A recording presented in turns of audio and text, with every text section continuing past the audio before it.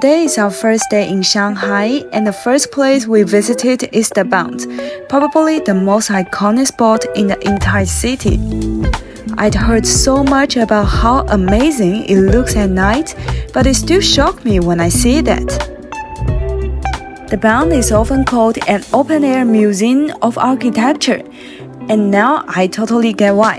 You can see a mix of architectural styles from all over the world. British, French, German. It's like walking through a history book, but way cooler.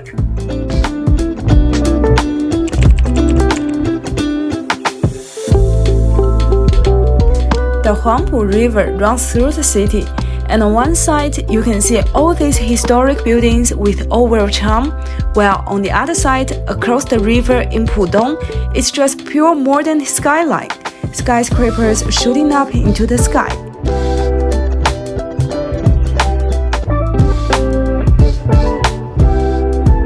This is the Peace Hotel. One hotel witnessed the history. So many important figures live here, and the conference went on here.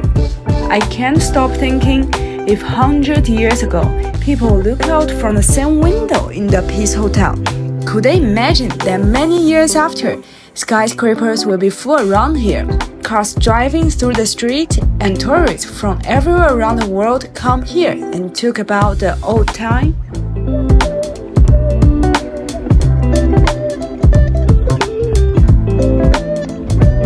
There are many individual photographers on the Bund with professional equipment, so we decided to give it a try. One photo cost 30 RMB. Our photographer took us to a spot with a great view and gave us lots of posing tips during the shoot. It was so much fun. Right after taking the photos, he started editing them on his tablet. He was very efficient. In just 2 minutes, he had already finished the edits.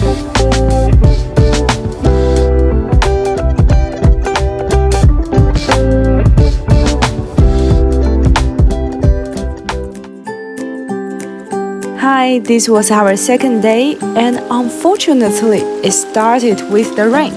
So in the morning, we stayed in our Airbnb.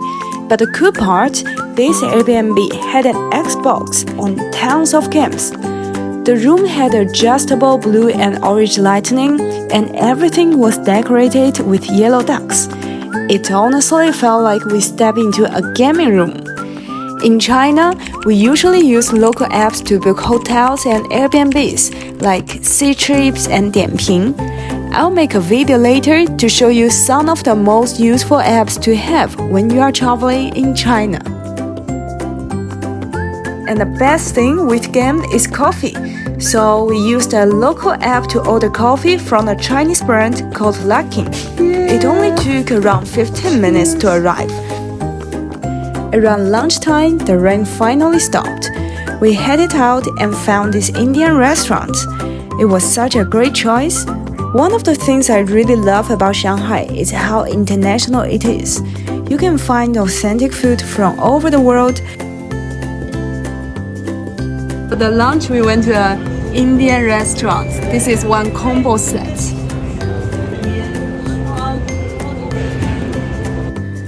A lot of these restaurants are run by people from those countries, so the food is really authentic. It honestly feels like you are traveling the world through food, all without leaving the city. Shanghai is a paradise for food lovers, especially if you are into trying different countries' cuisines. After lunch, we headed over to People's Park, right in the heart of the city. It's such a beautiful spot, especially this time of the year. March and April are cherry blossom season in Shanghai, and the whole park turns into this dreamy, flower-filled wonderland.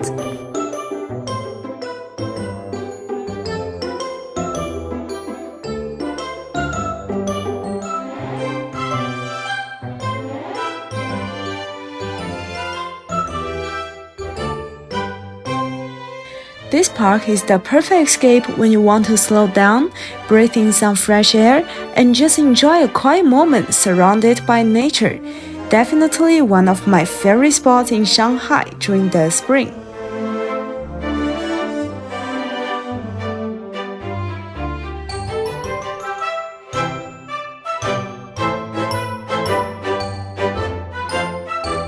The park is designed in the traditional Chinese style. You'll find peaceful ponds, little stone hills, and classic pavilions scattered around.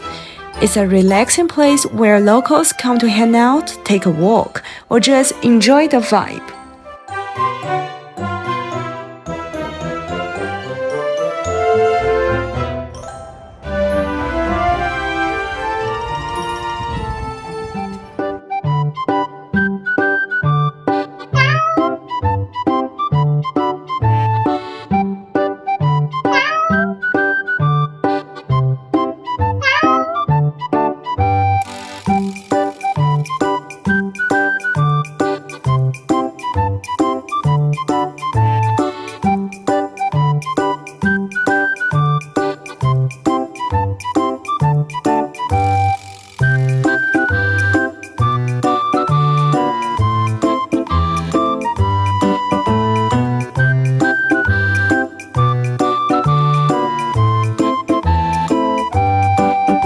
After hanging out at People's Square, we called a taxi online to our next spot.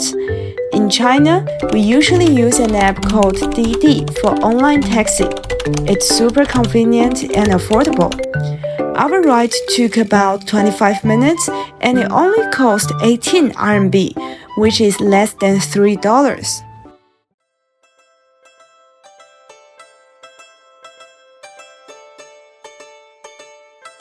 Our next stop is Tianzi Fang. It's a charming walking area with traditional Shanghai-style architecture. It used to be a residential neighborhood, but over time, it's been transformed into cute shops, cozy cafes, bars, and art studios.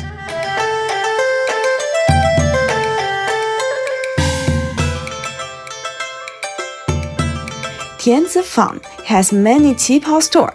Qipao is the traditional dress worn by women during the Republic of China period. I absolutely love qipao. It beautifully highlights the elegance and shape of a woman. Back in the day, Shanghai was a center of fashion and modern culture, and wearing a qipao was considered super stylish.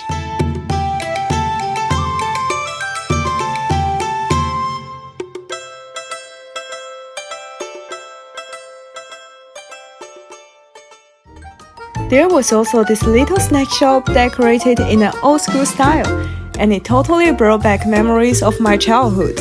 I remember exchanging little candies with friends during break time at school.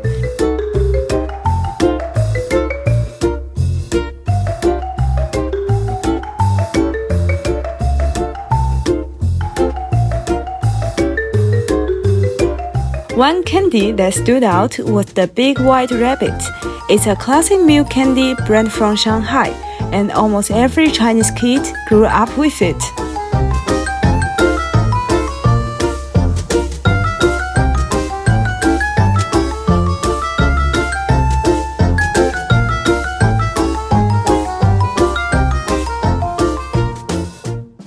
One shop I found was especially unique.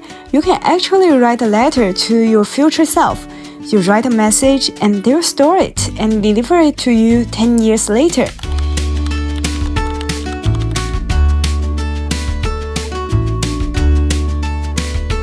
Tianzi Fang is full of surprises. Every little store has its own story. It is the kind of place where you can easily spend half a day just wandering around, exploring, and soaking in the old-school Shanghai lifestyle. Definitely a must-visit if you want to experience a different side of the city.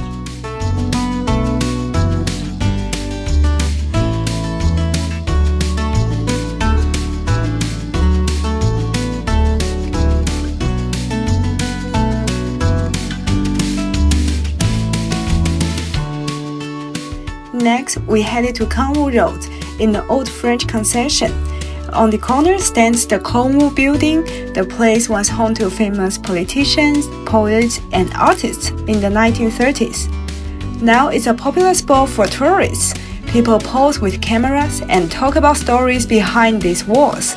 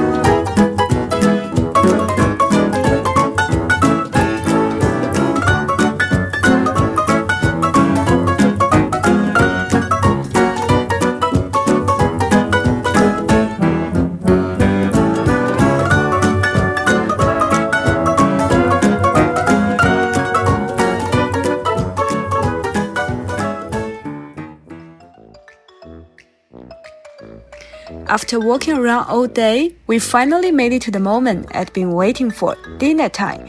And let me tell you, dinner in Shanghai will absolutely surprise you.